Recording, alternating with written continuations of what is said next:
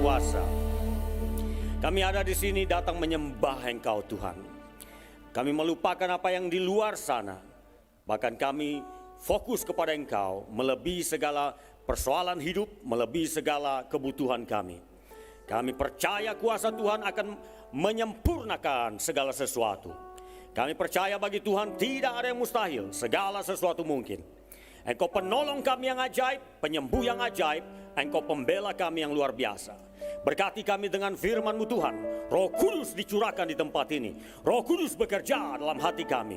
Kelepasan terjadi di sini, mujizat terjadi, keajaiban terjadi, transformasi terjadi, perubahan terjadi. Di dalam nama Yesus kami percaya. Amin. Haleluya. Silakan duduk. Seluruh hamba-hamba Tuhan, seluruh orang percaya, Shalom. Sekali lagi, Shalom. Saya sangat berterima kasih bisa mendapatkan kesempatan kembali pasca pandemi bisa bertemu Bapak Ibu. Saya pikir sebagian besar kita pernah jumpa ya, karena saya beberapa kali sebelum pandemi, seingat saya ada 3 tahun berturut-turut dalam bulan misi saya diundang. Saya sangat berterima kasih kepada Bapak Pendeta, Pak Dirman, Ketua Misi di gereja kita di sini. Thank you so much, Pak. Terima kasih untuk kepercayaannya. Juga ada hamba-hamba Tuhan di sini, Bapak Ibu, ada Ibu Pendeta Vena juga, pengurus daerah. Terima kasih. Luar biasa. Saya berasal dari dunia ini, tepatnya di Kalimantan Utara. Dan tidak terasa sudah 26 tahun saya ada di Kalimantan Utara. Namun saya tidak diam di Kalimantan Utara, saya mobile kemana-mana. Dan selama 30 tahun saya terlibat dengan misi-misi untuk pembukaan gereja-gereja baru. Pelipat gandaan gereja. Di tempat kami, puji Tuhan, alhamdulillah, dari satu gereja menjadi 30 lebih gereja. Dari satu gereja. Ada multiplikasi. Dan tidak terasa 26 tahun saya melayani. From zero, dari nol merintis gereja di kota Taragan dengan modal 3 orang. Saya, istri, dan anak saya pertama Abel. Kami hanya 3, tetapi malaikat Tuhan lebih banyak. Kami hanya 3 orang, tetapi Yesus lebih besar. Tuhan menaruh visi dalam diri saya. Dari 3 akan menjadi 30, 30 akan menjadi 300. 300 akan menjadi 3.000, 3.000 akan menjadi 30.000, itu minimal. Dan saya percaya visi itu pasti digenapi. Saya terlibat dalam misi-misi di dalam negeri dan juga di Malaysia. Kami membuka kelas-kelas sekolah Alkitab malam, program singkat, membantu gereja-gereja yang belum memiliki program pelatihan, pemuritan untuk menggerakkan jemaat menjadi pelayan-pelayan Tuhan. Kami terlibat dalam kerjasama, baik di GSJ maupun di gereja yang lainnya. Kami membuka kelas-kelas itu, program 4-8 bulan, tergantung durasi pertemuan setiap malam belajarnya. Itu termasuk di Jakarta ini pernah dibuka satu kelas di CWS. Kalau nggak salah CWS Pak Samuel, Pendeta Samuel, di Pluit ya. Kemudian di Balikpapan, di seluruh Kalimantan Utara sampai ke desa-desa. Kami kirim tenaga-tenaga pelatih, pengajar. Bagaimana berkhotbah, bagaimana mendoakan orang, mengusir setan demi nama Yesus. Bagaimana memimpin kelompok sel, itu materi dibuat padat, hanya 8 materi. Selesai, wisuda, langsung kasih stola, kasih sertifikat, tanda tangan Kementerian Agama Kota Tarakan. Anda adalah hamba Tuhan, kerjakan tugas Anda sebagai hamba Tuhan. Dalam waktu singkat kami cetak banyak orang jadi pelayan Tuhan di berbagai gereja dan juga sampai di Malaysia. Di Malaysia di 4 kota, 3 kota besar tambah 1 kota kecil, dibuka kelas-kelas itu. Jadi kami sibuk melatih orang, memuridkan orang. Bukan sekedar jadi pendengar, menambah wawasan pengetahuan, tapi bagaimana eksekusinya langsung terlibat pelayanan, membantu para gembala di gereja mereka. Itu yang kami lakukan. Selain kami juga punya sekolah Alkitab diploma supaya lebih cepat. Kalau STT terlalu lama, kadang-kala terlalu lama keluar sudah dingin. Kalau yang singkat-singkat itu masih panas-panas, masih punya keberanian menginjil di jalan-jalan. Kalau sudah terlalu lama kadangkala sudah dingin, sudah takut dia. Jadi kadangkala harus di-refresh kembali atau di-reset kembali. Dan pandemi menolong kita mereset segala sesuatu. Jadi sisi bagusnya itu tanpa kita sadari sebenarnya pandemi membantu kita mereset ulang hidup kita, pelayanan kita dan segala sesuatu. Oke, puji Tuhan. Dalam kesempatan ini hanya dalam waktu singkat kita melihat dalam Alkitab. Sebelum saya berikan saudara presentasi, saya tidak mau menjelaskan ayat demi ayat karena itu sudah biasa bagi saudara. Setiap minggu dapat khotbah-khotbah. Mari kita lihat dalam Wahyu pasal yang ke-12.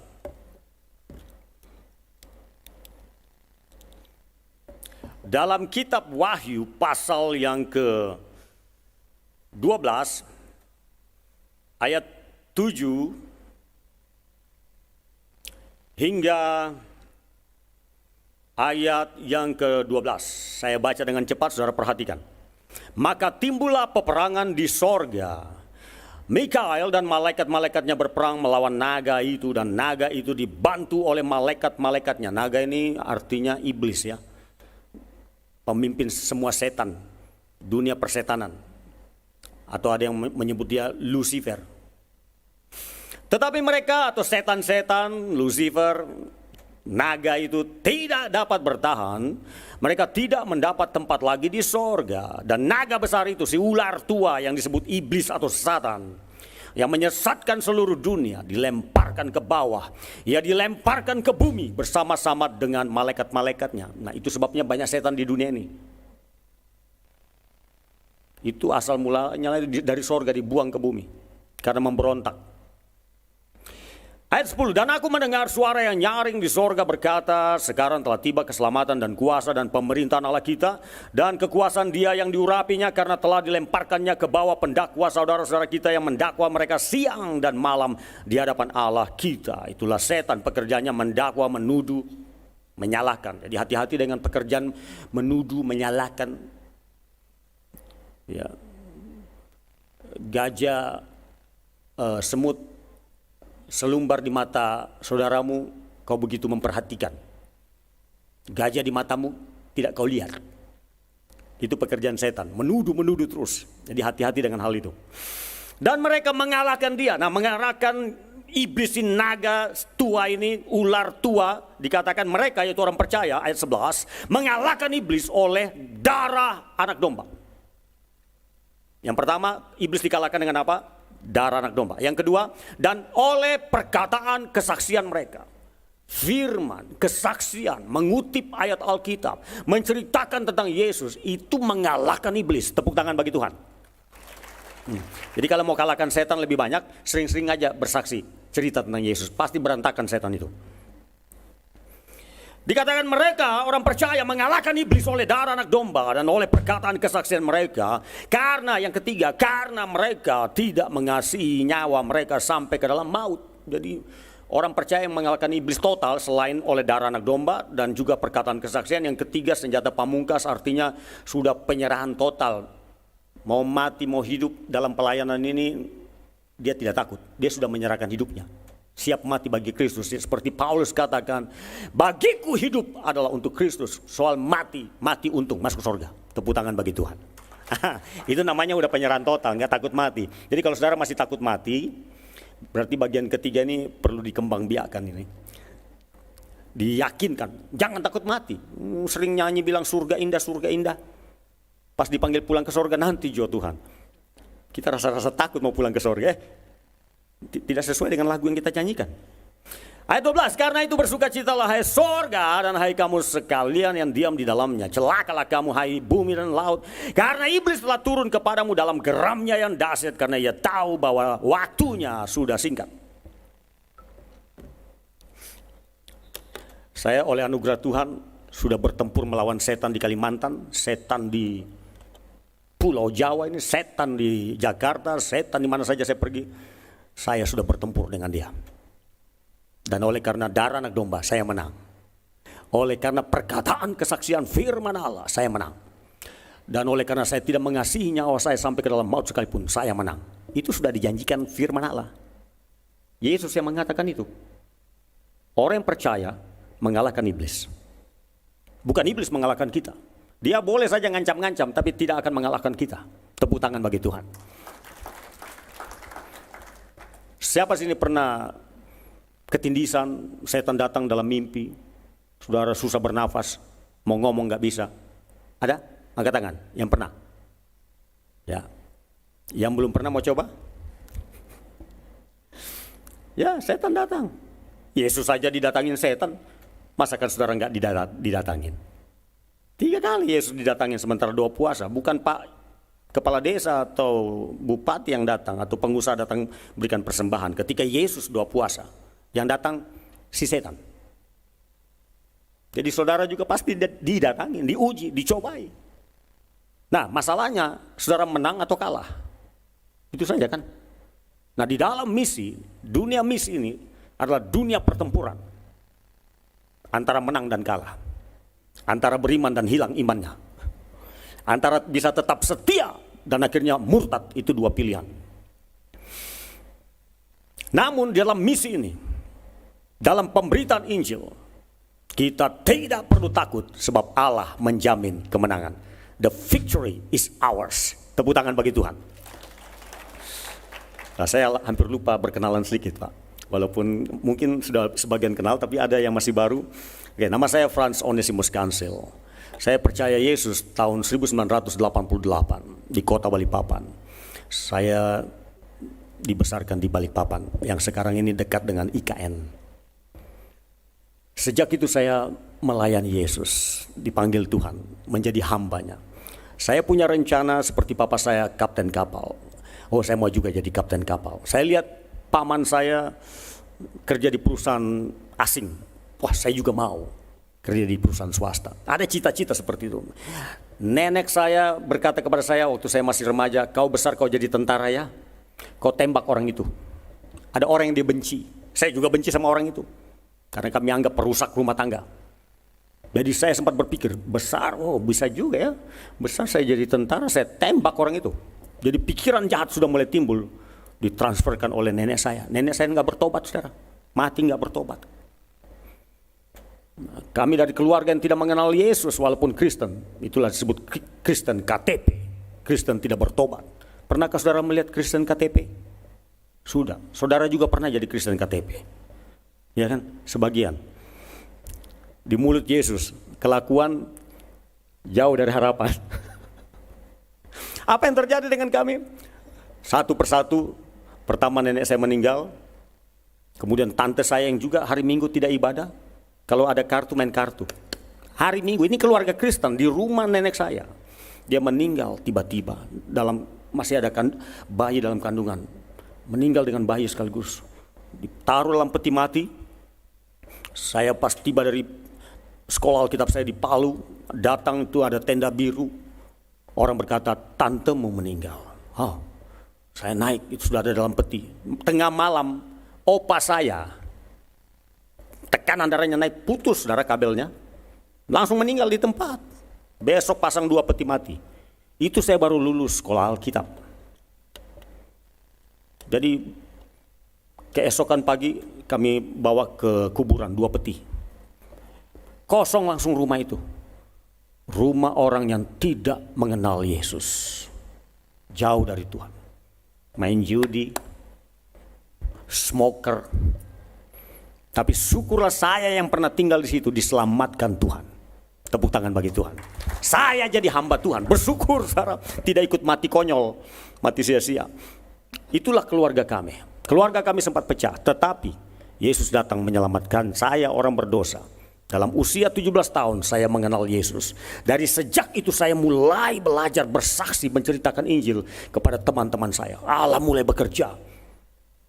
Dan sampai hari ini sudah 30 tahun lebih, saya masih beritakan Injil. Dan kalau saya beritakan Injil bukan hanya dalam gereja, sampai di jalan-jalan. Dan kami melatih orang banyak, melatih para pendeta dari seluruh Indonesia, dari jemaat-jemaat dari berbagai gereja untuk penginjilan. Nah, beberapa bulan lalu kami ada di sini, ya, bersama Ibu Pendeta.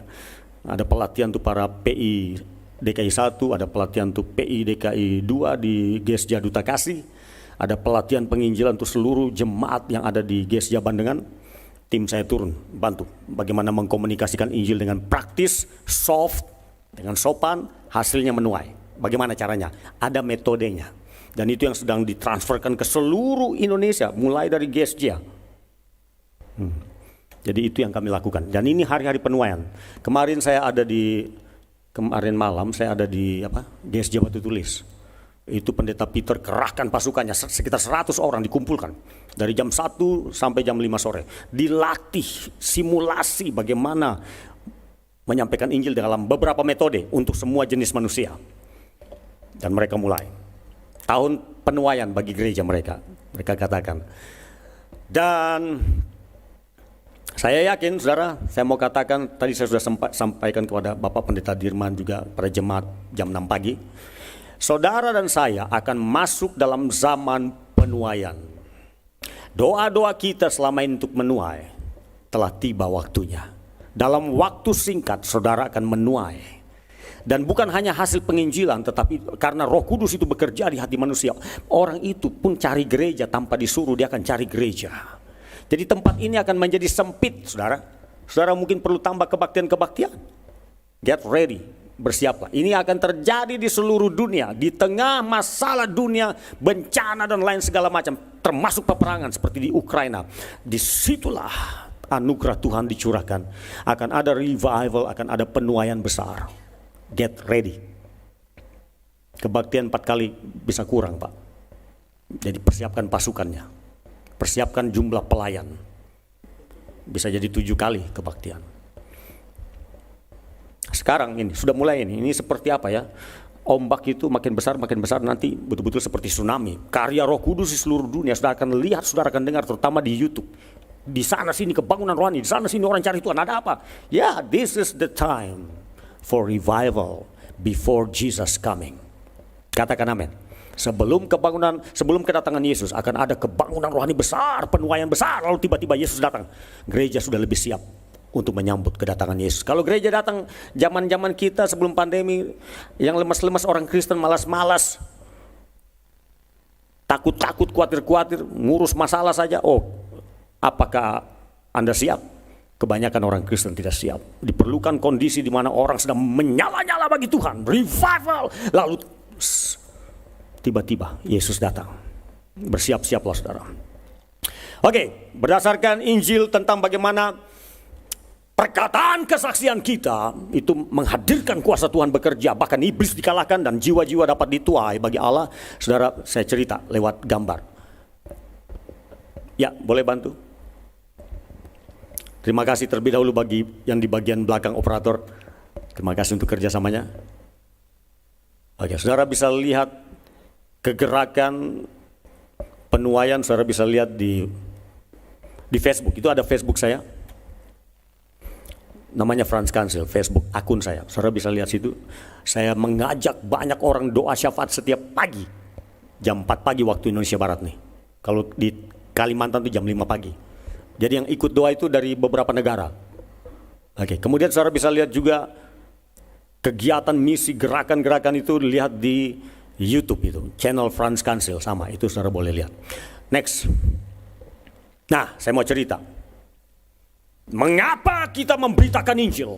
Mengapa kita bersaksi di mana saja, di mana ada kesempatan, di mana Roh Kudus menggerakkan kita, bersaksi dari situ. Karena kuasa Tuhan akan hadir di situ dan menjamah hati manusia. Ini kisah luar biasa nih.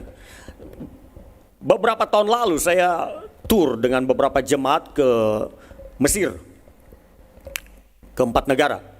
Nah, di Mesir itu ada namanya Pegunungan Sinai. Pegunungan Sinai, kalau saudara ada di sana, saudara hanya lihat gunung di mana-mana, banyak gunung. Tapi ada satu gunung yang dipercayai, itu juga disebut Gunung Sinai. Yang dipercayai seperti Alkitab dalam Perjanjian Lama, dalam Kitab Keluaran, Tuhan hadir di sana dan Musa juga hadir di sana dengan api yang menyala-nyala, dengan suara bergemuruh. Musa hadir di sana berbicara kepada Allah dan mendapatkan hukumnya Tuhan.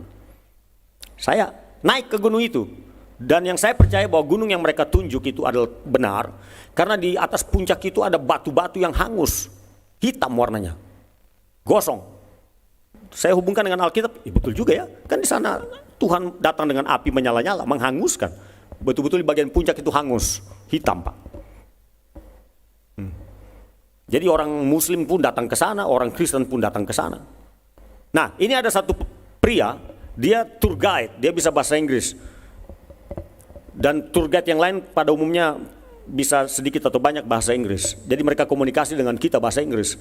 Lalu, awalnya kami sekitar jam 1 pagi start dari dasar gunung itu, naik ke atas gunung yang ketinggiannya 2.800 meter di atas permukaan laut. Kemudian, pertama dengan unta. Tapi ada satu tempat di mana unta tidak bisa lagi naik ke puncak, maka unta berhenti, kami jalan kaki. Nah, orang ini, dia mendekati saya dan bujuk-bujuk saya. Dia katakan begini, $1 sir, minta $1. Dia bujuk-bujuk saya. Saya katakan, what for? Untuk apa? I want to buy pop mie. Nah, siapa sini pernah makan pop mie? Mie gelas itu ya, pernah ya? Saudara belum sampai ke Gunung Sinai Mesir, pop mie sudah duluan. Entah sudah mungkin ada 10 tahun atau lebih. Dijual di kios-kios yang ada di gunung itu Pak. Ada kios-kios kecil, sangat sederhana. Orang bisa minum teh, minum kopi. Kalau sudah capek gitu ya, istirahat. Lalu tunggu naik ke atas puncak gunung. Saya heran, pop mie bisa sampai di Gunung Sinai. Saya tanya dari mana? Dia katakan dari Mesir. Lewat mana? Dari Kairo, ibu kota Mesir. Wow. Itu perjalanannya saya lupa berapa jam dengan bus sampai ke Gunung Sinai. Jadi saya terpesona, kagum. Saya bukan jualan atau promosi pop mie ya.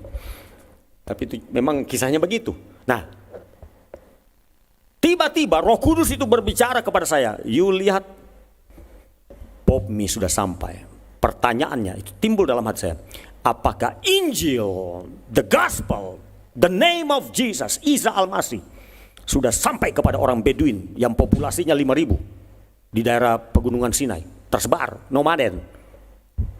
Tidak ada, orang ini berkata, we are so poor, kami sangat miskin. But Indonesian people come to bless us.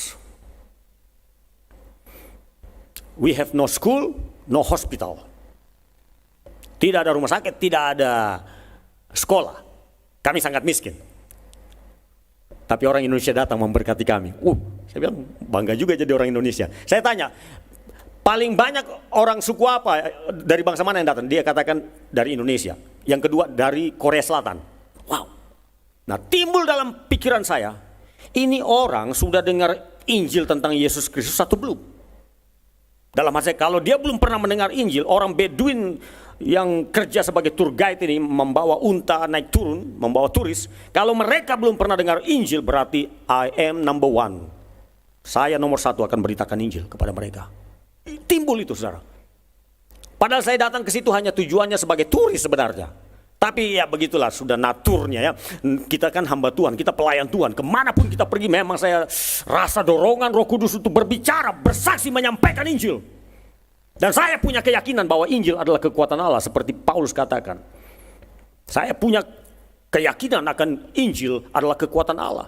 Saya tidak malu memberitakan Injil. Roma pasal 1 ayat 16. Apa yang terjadi?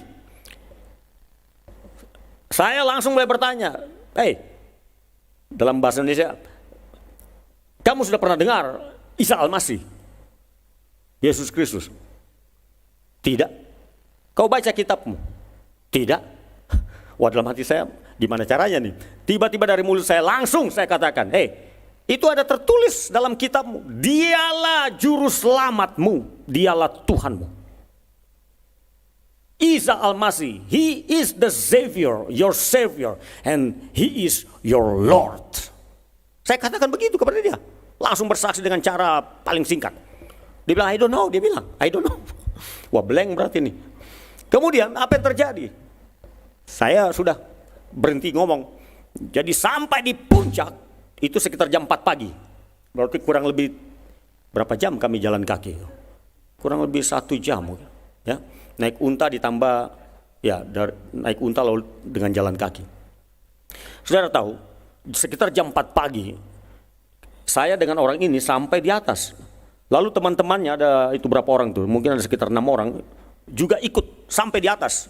Sampai di puncak itu, dia panggil orang-orang itu, dia panggil teman-temannya. Langsung mereka mengitari saya, mengelilingi saya. Saya pun heran, ada apa ini? Ada apa ini? Lalu orang ini berkata kepada saya, di samping saya dia berkata, they know Quran. Mereka tahu kitab mereka. Oh, dalam hati saya rupanya mungkin dia suruh saya untuk menceritakan apa yang saya ceritakan tadi di bawah. Jadi dengan cepat saya langsung berpikir dan ambil keputusan, saya akan bicara. Roh Kudus menuntun saya bersaksi. Saudara ingat, kesaksian itu dipakai Tuhan untuk menghancurkan iblis, bukan menghancurkan manusia. Tapi iblis, setan yang dihancurkan. Itu sebabnya saudara harus bersaksi. Tugas kesaksian bukan hanya tugas pendeta, katakan amin. Tugas bersaksi adalah tugas saudara yang sudah percaya kepada Yesus. Katakan amin. Haleluya. Nah kemudian saudara, dalam waktu singkat Roh Kudus bekerja. Jadi saya hanya buka mulut dan kalimat demi kalimat keluar. Inilah kesaksian. Orang yang pas di depan saya tatap dia sendiri. Yang lainnya memperhatikan. Saya katakan, do you know Isa Al-Masih? Apakah engkau tahu Isa Al-Masih? Dia jawab, yes, we believe in Isa, we believe in Moses, we believe in Muhammad. Saya tanya satu, dia jawab tiga. Berarti ini orang smart.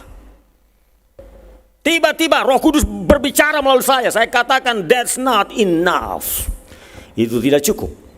You must confess that Isa is the Lord and believe in your heart.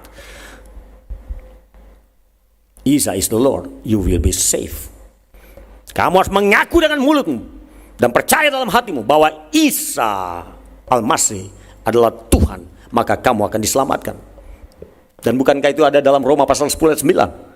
Jika kamu mengaku dengan mulutmu bahwa Yesus adalah Tuhan dan percaya dalam hatimu bahwa Allah telah membangkitkan dia, manusia Yesus, dari antara orang mati, maka kamu akan diselamatkan. Saya sampaikan itu. Dan saya lanjut, saya katakan, there is written in your book that Isa is the first on the earth and in the heaven. Isa adalah yang pertama, yang terutama di bumi dan di sorga. Saya sebut kitabnya, ayatnya. Saudaraku, pemberitaan Injil akan menghancurkan kuasa iblis. Percaya saja saudara, katakan amin. Mungkin saudara tidak langsung melihat hasilnya, tetapi benih yang ditabur di dalam tanah akan tumbuh. Selama ini saudara sudah berdoa, bersaksi, mengutus orang-orang, memberitakan Injil, mendukung gereja-gereja perintisan, membiayai, mengeluarkan uang kita untuk mereka.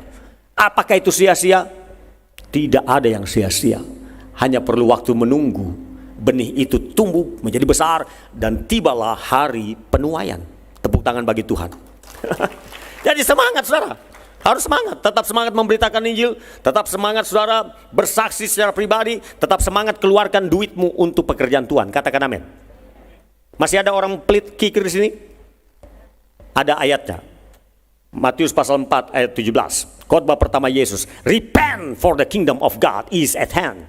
Bertobatlah sebab kerajaan sorga sudah dekat. Jangan pertahankan uangmu untuk sia-sia. Saudara lihat Turki, yang paling kaya pun mati sama dengan yang miskin dan tinggalkan semua harta benda.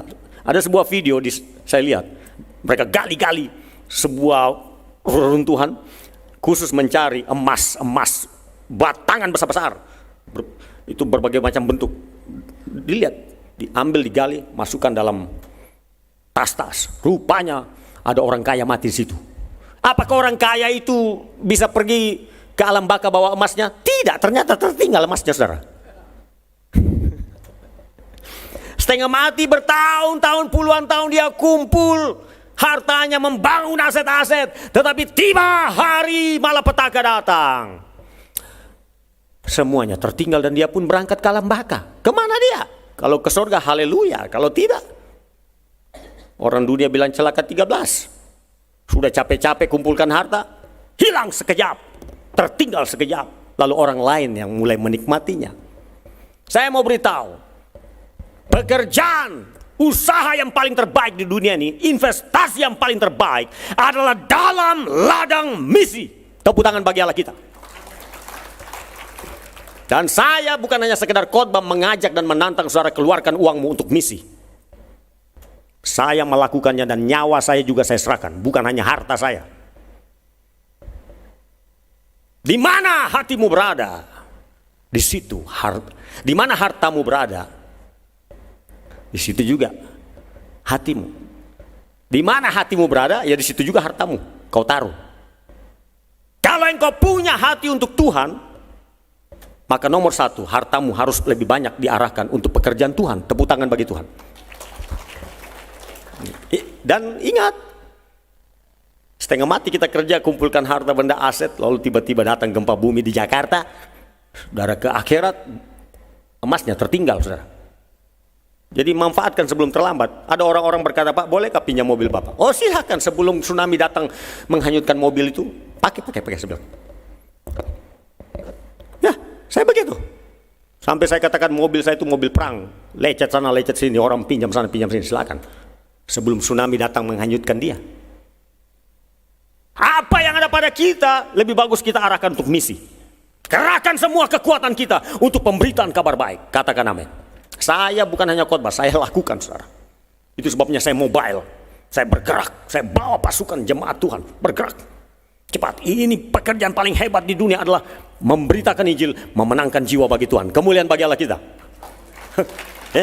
Saudara pikir bisnismu yang paling hebat? Bukan. Urusan pekerjaan Tuhan yang paling hebat, paling nomor satu.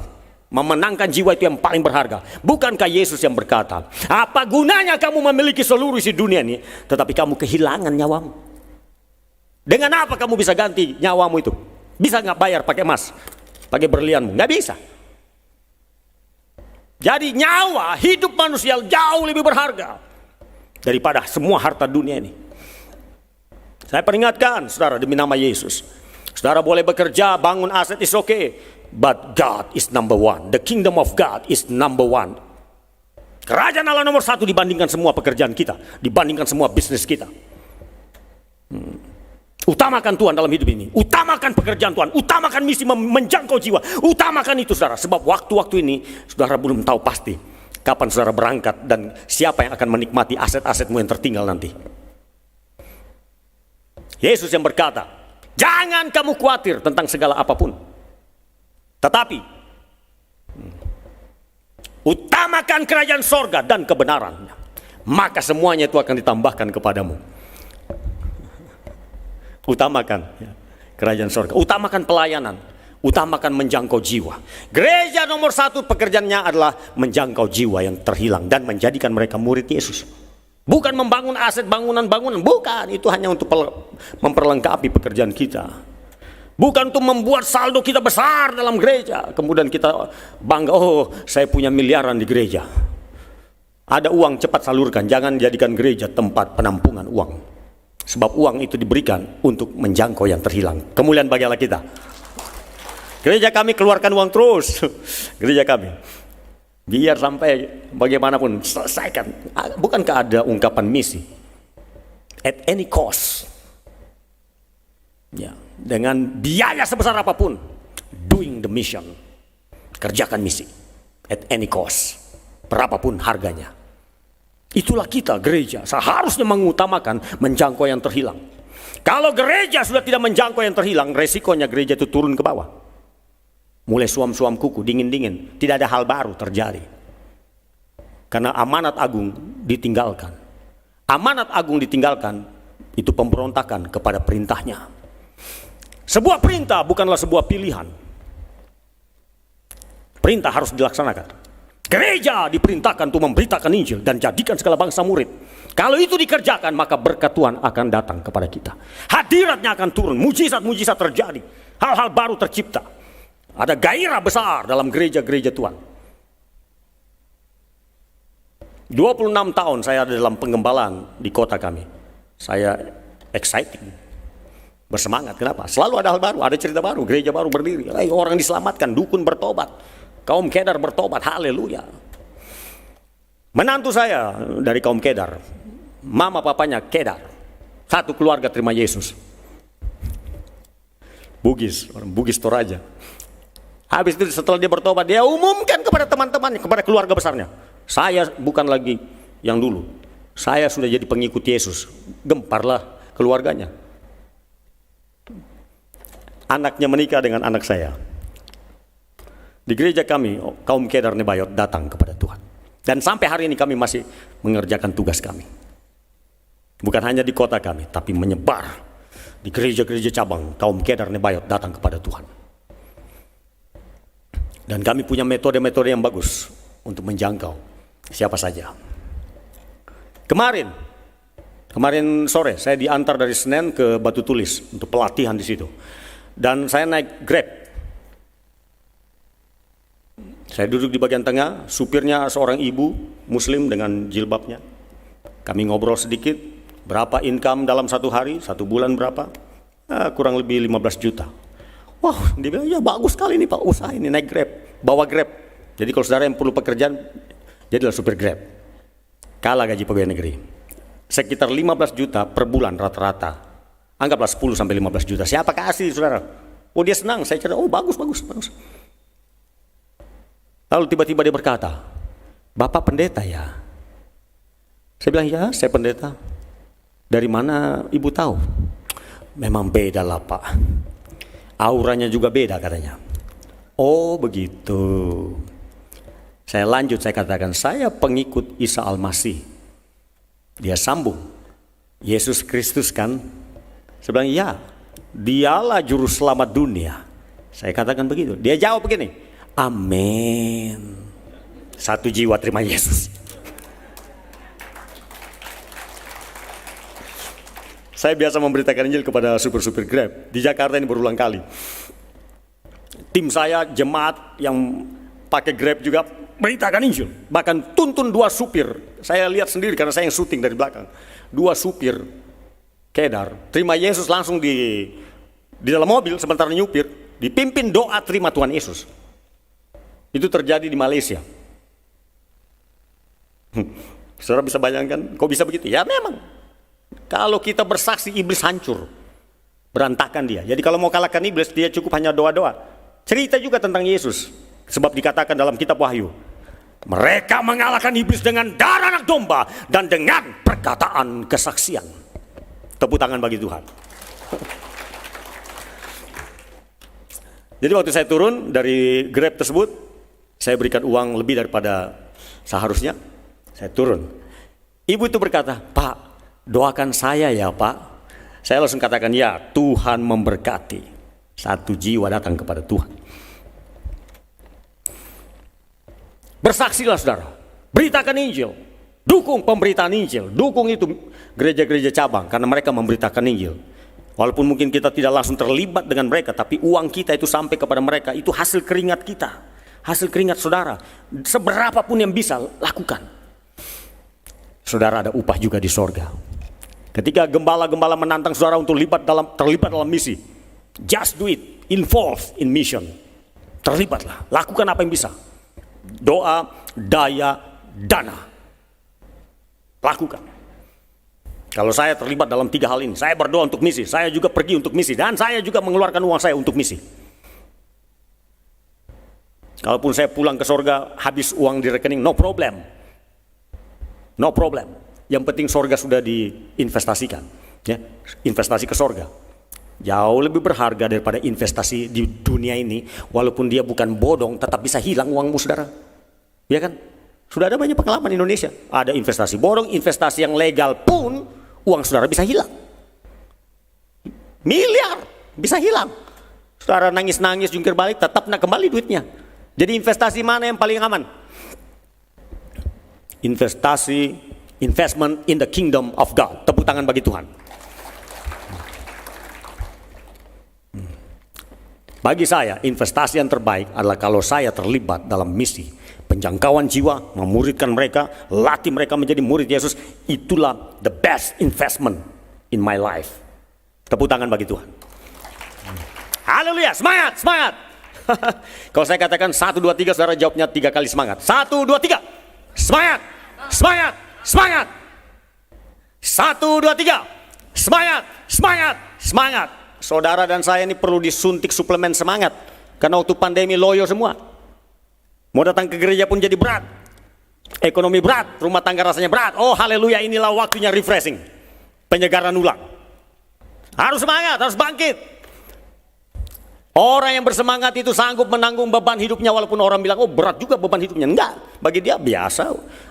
Saya enjoy menikmati hidup, ada Yesus beserta dengan saya. Itu kalau dalam Yesus, enjoy the life. Termasuk semua burden, beban-beban kita tanggung karena semangat.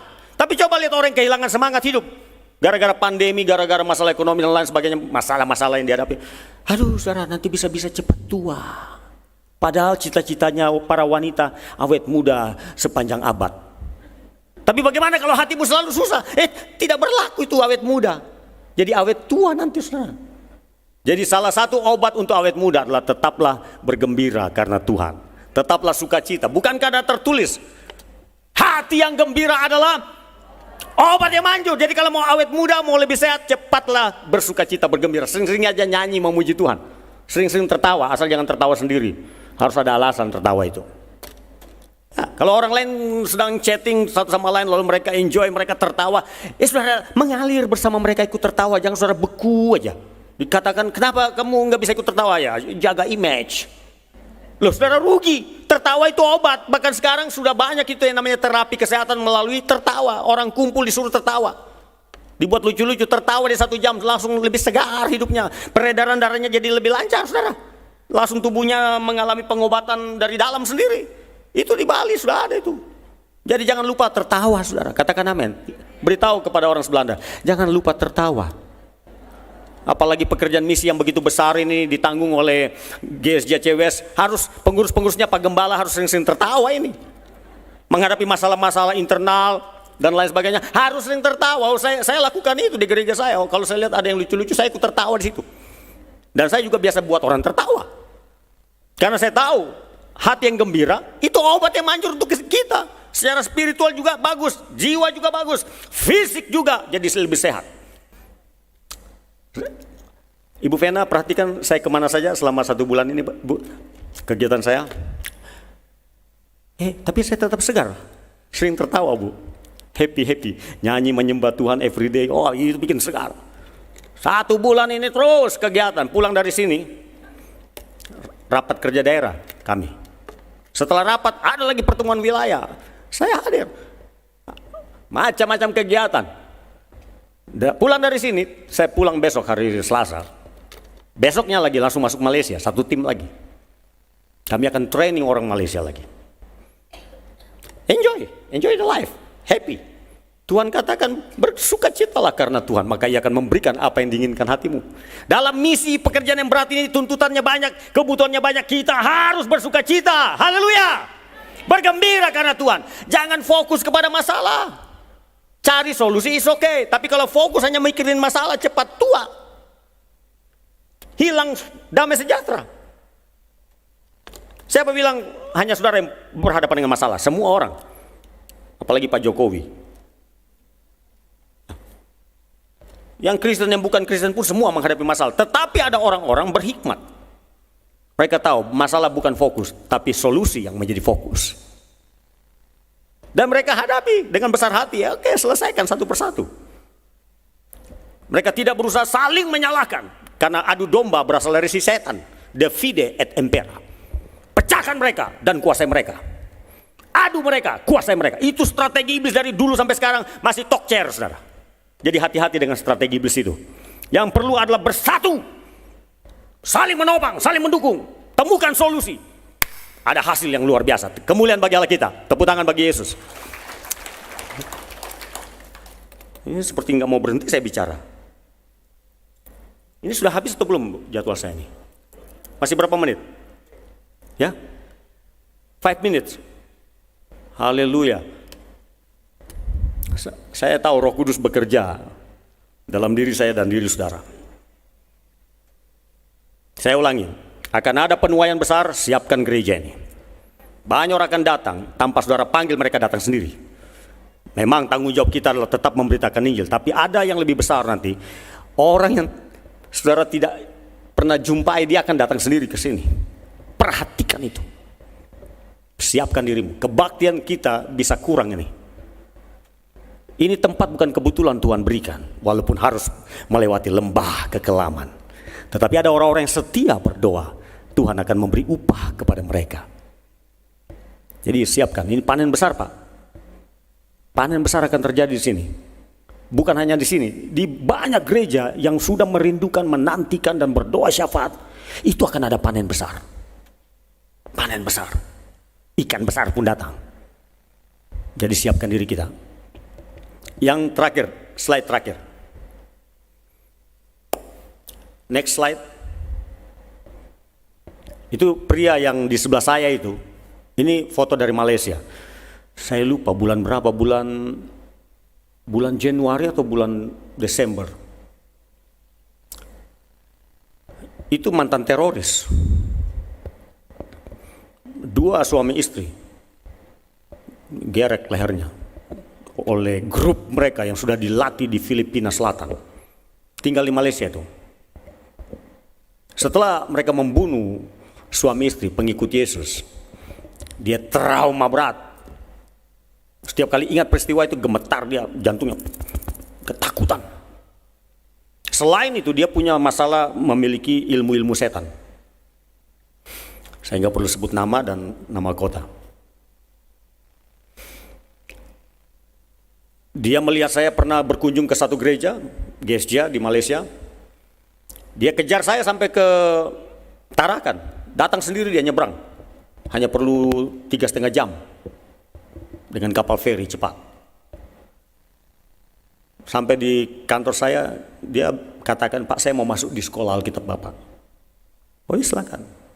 Tapi Pak, tolong doakan saya Pak. Saya ini pernah membunuh 2 orang Kristen. Suami istri kami sembelih satu persatu. Kami suruh kembali ke agama lama, mereka nggak mau. Oh ya? Tapi setelah itu Pak, darah dari perempuan yang kami sembelih itu muncrat ke saya. Sejak itu saya ketakutan. Dan saya mulai berpikir, kok bisa ya agama saya mengajarkan yang begini ya? Dia mulai timbul kesadaran, kok jadi jahat saya nih? Saya beragama tapi kok jadi jahat? Dan akhirnya dia berjumpa dengan Tuhan Yesus di Malaysia juga. Dilayani oleh satu gereja. Dia terima Yesus, tetapi 2 masalah ini belum selesai, yaitu dia masih memiliki ilmu setan, dia belum ada pelepasan, belum ada memutuskan hubungan dengan setan-setan. Kedua, dia trauma. Dia kejar saya sampai ke Tarakan. Saya katakan, oke, saya akan berdoa bagi Anda, tapi akui dosamu di hadapan Tuhan, bahwa kau sudah membunuh anaknya Tuhan Yesus. Kau akui dosamu. Ya. Kedua, kau akui bahwa kamu putuskan hubunganmu dengan ilmu-ilmu setan yang kau pelajari. Iya, setuju. Saya pimpin dia doa kalimat demi kalimat, Pak. Ini doa pelepasan. Kamu ikut apa yang saya ucapkan. Tuhan Yesus, saya mengaku saya berdosa, saya pernah membunuh suami istri, orang percaya, dan saya trauma. Tuhan lepaskanlah saya Tuhan. Dan saya punya ilmu-ilmu setan, saya putuskan hubungan saya dengan semua setan, saya tolak dalam nama Yesus, saya terima Engkau Yesus dalam hidup saya. Saya pimpin dia doa terima Yesus, lalu saya usir setannya, keluar kau setan-setan dalam nama Yesus. Langsung dia dibebaskan Tuhan. Latar belakang kaum Kedar. Kemudian dia tidak melanjutkan sekolah di tempat kami karena dia dipanggil pulang oleh orang tuanya pejabat terkenal di Malaysia. Dia disiasati, didapati Alkitab di tasnya, jadi dia dipanggil pulang. Dibilang, mamamu sakit keras. Ternyata tidak, dia datang langsung disidang. Disidang, disuruh kembali ke agama sebelumnya. Oh dia tidak mau, dia bertahan. Malam hari dia lari bawa istri dan anak-anaknya, lari ke kota yang lebih besar. Dia telepon saya, Pak saya kondisi begini. Oke, saya bilang you stand by situ, saya hubungi teman saya hubungi, tolong ini ada masalah ini, amankan dia. Diamankan 1 tahun, disembunyikan. Suasana reda, dia mulai keluar bebas, dia masuk di sekolah Alkitab kami yang kami buka di Malaysia. Ya saya datang, pergi pulang dengan para tenaga pengajar yang lain. Dan akhirnya bulan Januari mungkin itu wisuda.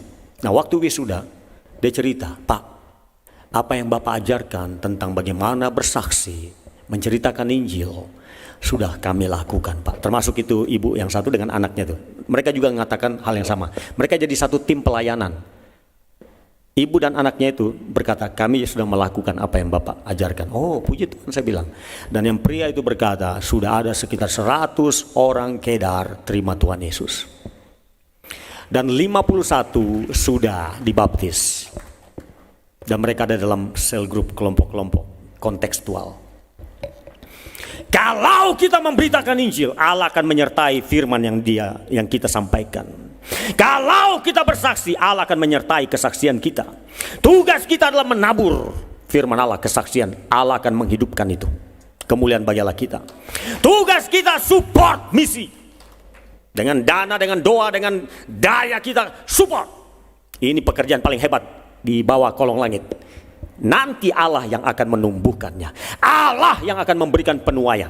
Nantikan hal itu. Dan saya percaya 100%. Apa yang saya katakan ini, gereja ini akan mengalami revival yang kedua.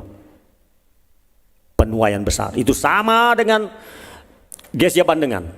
Selesai kami pelatihan, setelah berdoa, pengurus gerejanya, salah satu pendeta mengatakan, Bapak Pendeta Jonathan pribadi pernah mengatakan, saya merindukan revival yang kedua untuk Gereja Bandengan. Itu juga ada di hati kita untuk jemaat di sini. Ya, kita merindukan kisah yang lalu, awal berdirinya gereja ini, revival besar. Orang datang tanpa dipanggil. Itu penuh dengan mobil-mobil parkiran sampai ke jalan-jalan. Tempat jadi sempit. Bukankah itu masih bisa terulang kalau Allah menghendakinya? Bukankah Allah Maha Kuasa? Dia bisa menyegarkan kembali jemaat ini dan memberikan penuaian. Apa yang hilang dulu akan dikembalikan lebih daripada yang pernah hilang. Kemuliaan bagi Allah kita.